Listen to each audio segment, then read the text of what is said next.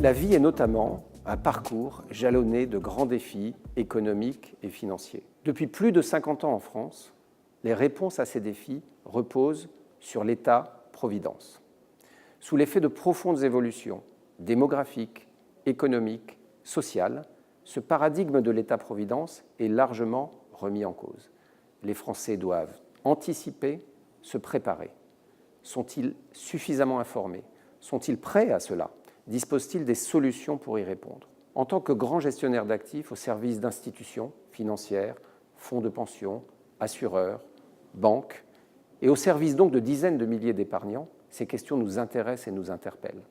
C'est la raison pour laquelle nous avons demandé à Opinionway de procéder à ce sondage qui, de façon assez inédite, s'intéresse à l'ensemble du parcours de vie et non pas à l'un ou l'autre de ces sujets.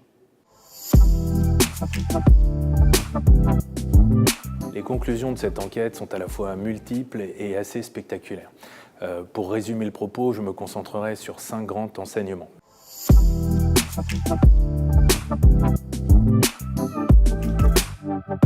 Le premier d'entre eux, sans doute le plus fort, c'est le fait que sur l'ensemble de ces sujets, plus de 2/3 des Français, 67% exactement, nous disent qu'ils ne pourront compter que sur leurs propres forces.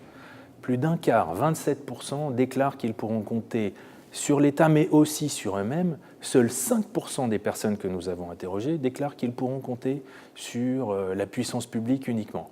Ce qui est très surprenant dans ces résultats, c'est à la fois leur ampleur et aussi leur caractère très contrasté.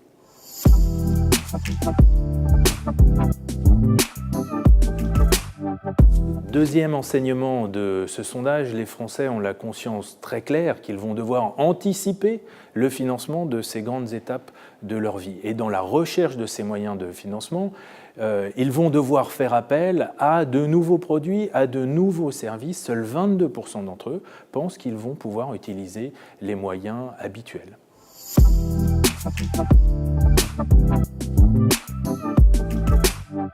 Parmi tous ces sujets, les études, le logement, la santé, la retraite, la fin de vie, quels sont ceux qui paraissent le plus difficiles à financer pour les Français? Réponse: tous.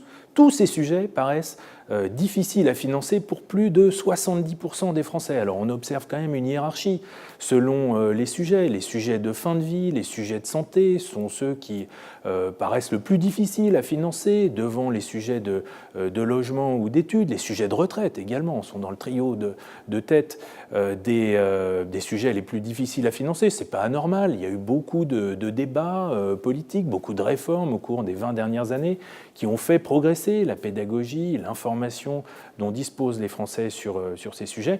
En revanche, c'est très surprenant en ce qui concerne notamment les questions de santé. Il y a là un vrai changement de paradigme dans la façon dont est utilisée l'épargne.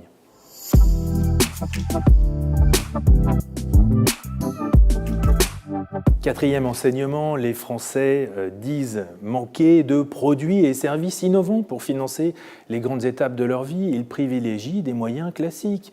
Le compte courant, le compte à vue, le LDD, le livret A, qui, on le sait, sont des solutions de moins en moins rémunératrices. À l'inverse, des solutions plus risquées, mais peut-être plus rémunératrices, les obligations, les actions sont moins utilisées par l'ensemble des Français, sauf les ménages aisés qui y recourent davantage, notamment pour le financement de leur retraite.